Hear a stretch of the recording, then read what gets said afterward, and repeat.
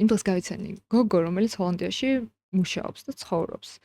და მიემგზავრებოდა რა იქ და ვეკითხები როგორ მოგწონს იქაურობა, რა ხდება რაღაც და მითხრა რომ ნუ აი ძალიან მომწონსა ჩემი სამსახურით ეს კმაყოფილი ვარ და ბიჭები არიან, ნუ ძალიან სიმპათიურები ყველა არის, უმაღლესი მინიმუმ 2 მეტრი, ძალიან ისეთი სიმპათიურები, მაგრამ ნუ აი ერთი პრობლემა არის რომ ცოტა ძუნწები არიანო. აუ მეთქი რა ცუდია ეხლა ძუნწი კაცი ქალისთვის, ნუ ძალიან ის არის. ხო, მაგრამ მეორე კარგი მხარეც არისო, სამაგიეროდ ემოციური ინტელექტი ძალიან განვითარებული აქვს. საქართველოში მაგალითად ძუნწები არ არიან კაცები, მაგრამ ემოციურ მხარეში მოიკოჭლებენ.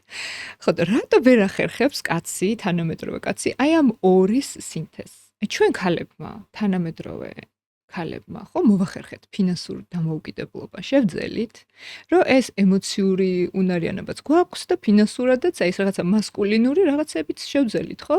და დამოუკიდებლად ცხოვრება შეგვიძლია. და კაცი რატო ვერ ახერხებს ამას? აი ამ ორი უმნიშვნელოვანესი ასპექტის გაერთიანებას. ძუნწი რას ნიშნავს, ესე იგი, აქვს და არ იმის. მეორე ვარიანტია შეიძლება არ ქონდეს. სხვა შორის ვისაც არ აქვს, იმისგან ქალი სიძუნწეს არ დაარქმევს. ანუ არ იტყვის, რომ ეს ძუნწია. ძუნწობა ეგ არის, რომ გაქვს და გენანება, გაღება და გაცემა. თორე როცა არ გაქვს, ქალს ეგ არ აღიზიანებს პირიქით. უგებს ძალიან თავისუფლად.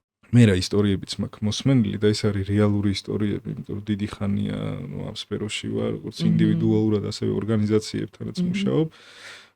ქართველი გოგოები, როდესაც აი უცხოელ ბიჭთან დეითი ქონიათ, ყველა რაღაცა შოკირებული ყოფილა აი ამ გაყოფაზე. იმიტომ რომ თითქოს იქამდე რაღაცა კომუნიკაცია საინტერესო იყო, თუმცა აი რომ მივედით იქამდე, ის იმდენად დაუთვლია იმ ადამიანს, რომ ამ გოგოს უბრალოდ დაუღია და კარტა თვითონ დაუღდია და იმისიც მას გადაუხდია. მოდი გეპატიჟები. ხო რა, ნუ აი ამდენ თვლას და რაღაცას ხო.